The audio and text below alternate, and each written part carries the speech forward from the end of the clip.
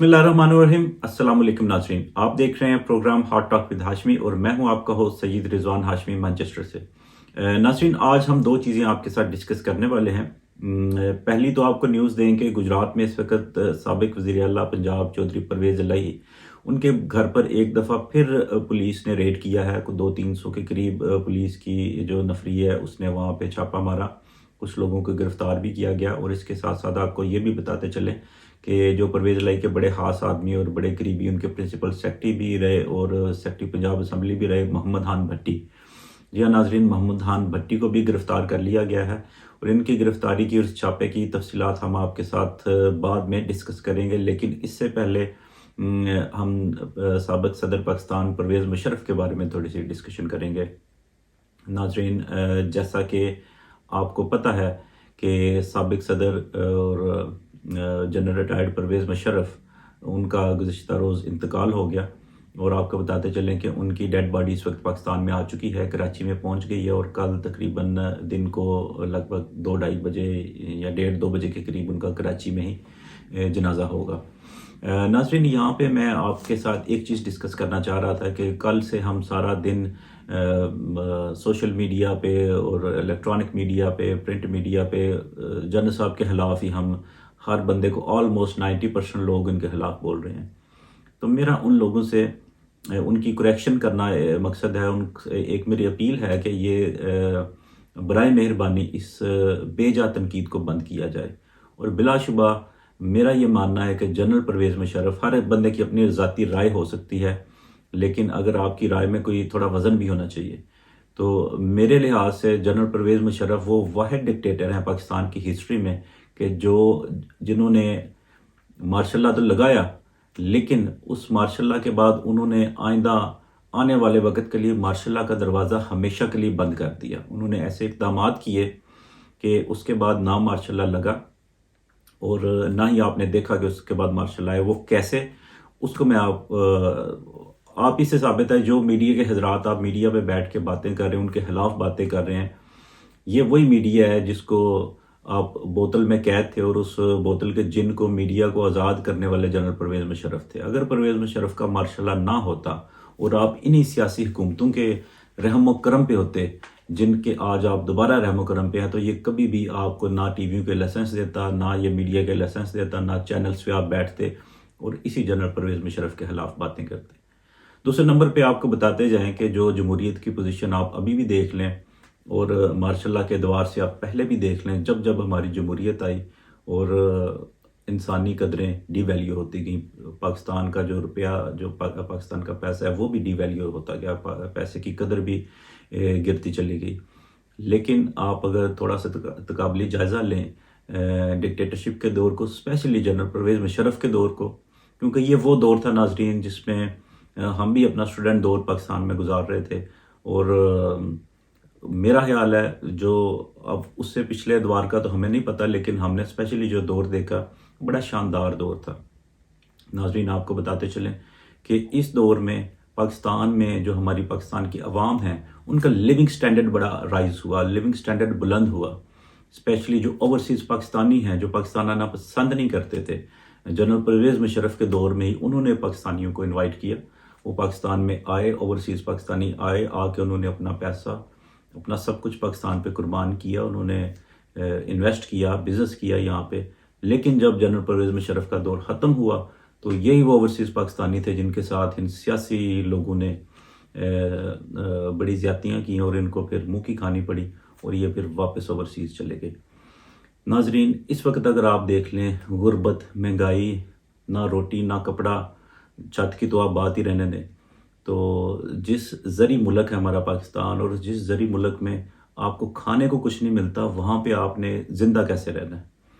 तो जनरल मुशर्रफ साहब के आप दौर में देखें, जिस सफ़ेद पोश के पास साइकिल था, मार्शल लॉ आने के बाद जनरल मुशर्रफ के दौर में उसके पास मोटरसाइकिल आ गया। जो बंदा मोटरसाइकिल चलाता था उसके पास गाड़ी आ गई। उन्होंने जो जितना भी माशी बहरान था उसको हल किया और हर बंदे के पास जॉब थी, कोई बंदा फारिग नहीं था, बेरोज़गारी नहीं थी इस कंट्री में। उन्होंने ये हमारा आपका मीडिया, सोशल मीडिया, सबको आज़ादी दी, सबको ट्रेनिंग दी और वही ट्रेंड लोग आज आके जनरल मुशर्रफ साहब के ख़िलाफ़ बोल रहे हैं اور اس طرح کے بیانات دے رہے ہیں. اور آج بڑا مجھے افسوس ہوا کہ پاکستان کی قومی اسمبلی میں بیٹھ کے کچھ سیاستدان وہ کہہ رہے ہیں جی ہم ان کی فاتحہ نہیں پڑھیں گے. کیا یہ لوگ مرنا بھول گئے ہیں؟ انہوں نے نہیں مرنا، ان لوگوں نے قبر میں نہیں جانا.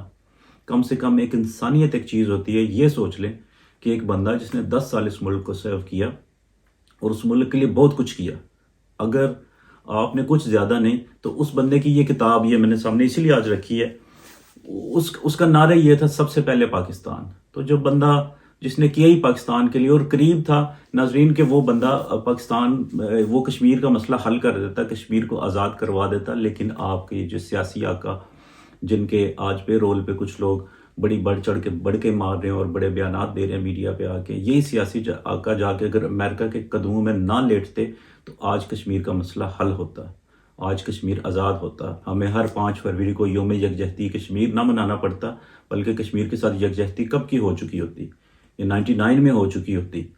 لیکن انہی سیاسی لوگوں نے ذلیل کروایا. اور آپ کم سے کم اس کتاب کا انتصاب پڑھ لیں جو سب سے پہلے پاکستان یہ کتاب لکھی جنرل مشرف صاحب نے.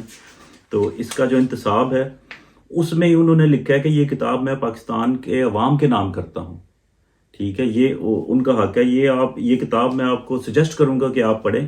اور جو لوگ جنرل مشرف کو اتنا نہیں جانتے، ویسے تو ہم اوورسیز میں بیٹھے ہیں، یہاں پہ گورے بھی ان کا نام لیتے ہیں. ٹھیک ہے، تو جو لوگ نہیں جانتے وہ اس کتاب کو پڑھیں. اس کا اردو ترجمہ بھی ہے، انگلش ورژن بھی ہے، تو آپ کو پتہ چلے گا کہ جنرل پرویز مشرف کیا ہیں. تو ناظرین، ہم کنکلوژن اس پہ پہنچتے ہیں کہ ایسی جمہوریت جس میں آپ کو روٹی، کپڑا، مکان اور آپ بھوک سے مر رہے ہیں، عوام خودکشیوں پہ مجبور ہیں، ایسی جمہوریت سے بہتر، ہزار دہا بہتر وہ جنرل مشرف کی ماشاء اللہ کا دور ہے کہ جس میں کم سے کم انسان کی انسانیت اور اس کو اس کی عزت اور 2 وقت کی روٹی تو مل رہی تھی. ناظرین، اس کے ساتھ ہی ہم ایک بریک لیں گے اور بریک کے بعد آپ کو مزید تفصیلات سے آگاہ کریں گے. سی یو آفٹر دا بریک. جی تو ناظرین، اب آج یہ تھوڑا پرویز الہی صاحب اور ان کی مشکلات کے بارے میں ہم ڈسکس کریں گے کہ ان کی پریشانیوں اور مشکلات میں مزید اضافہ ہو رہا ہے. جیسا کہ ناظرین آپ کو پتہ ہے کہ ابھی پاکستان میں اس وقت گرفتاریوں کا سیزن چل رہا ہے اور دن بدن گرفتاریوں میں اضافہ ہی ہوتا جا رہا ہے، اور ہر گرفتاری کے بعد ایک نیا انکشاف بھی ہوتا ہے، کچھ میڈیکل رپورٹس بھی آ جاتی ہیں. خیر، ہم پوائنٹ کی طرف آئیں گے کہ کچھ دیر پہلے پرویز الہی صاحب کے گھر گجرات میں کنجا ہاؤس میں ایک پولیس کی بھاری نفری نے ریڈ کیا. ان کے 2 ملازمین کو بھی وہاں سے اریسٹ کیا گیا. اس کے علاوہ یہ ایف آئی اے اور پولیس کی مشترکہ کارروائی تھی جس میں گجرانوالہ ڈویژن اور گجرات پولیس شامل تھی. ناظرین، آپ کو بتاتے چلیں کہ اس گرفتاری کی جو ریزن بتائی جا رہی ہے پیچھے کہ وہ انہیں تلاش ہے 2 بندوں کی. پرویز الہی صاحب کے جو کزن ہیں چودھری وجاہت حسین، چودھری شجاعت حسین کے وہ چھوٹے بھائی بھی ہیں، ان پہ 2 مختلف مقدمات درج ہیں جس میں ان کے اور ان کے بیٹے کی تلاش جاری ہے. آئی تھنک ان کا جو بیٹے ہیں موسیٰ الہی، انہوں نے تو ایک کیس میں اپنی ضمانت کروا لی ہے، لیکن دوسرے کیس میں شاید ان کی ابھی تک ضمانت کنفرم نہیں ہوئی. تو چودھری وجاہت حسین اور موسیٰ الہی کو وہ ان کی تلاش میں وہ ریڈ کیا گیا 2 بار ان کے گھر پہ. اور اس کے علاوہ میرے خیال میں جو ہمیں ذرائع سے کچھ اطلاعات ملی ہیں کہ ایف آئی اے کا بھی کوئی کیس ان کے خلاف درج کیا گیا. پرویز الہی صاحب کے جو بیٹے ہیں مونس الہی، ان کے اور ان کے کچھ جو قریبی رفقا ہیں، بتایا جاتا ہے کہ کوئی کرپشن کے معاملات ہیں، ان معاملات میں ان کی انویسٹیگیشن کے لیے ایف آئی اے نے بھی ریڈ کیا اور یہ مشترکہ کارروائی کی جس پہ انویسٹیگیشن آلریڈی چل رہی ہیں. ناظرین، آپ کو یاد ہوگا ہم اپنے ایک پروگرام میں آپ کو تفصیلات سے آگاہ کر چکے ہیں کہ پرویز الہی صاحب کے جو دوسرے بیٹے ہیں راسل الہی، ان کی جو اہلیاں اور مونس الہی کی جو اہلیاں ہیں، ان پہ بھی ایف آئی اے نے انویسٹیگیشن شروع کی اور ایک پرچہ درج کیا جس پہ وہ ابھی اس وقت ضمانت پہ ہیں اور 14 فروری تک ان کی ضمانت کنفرم ہے.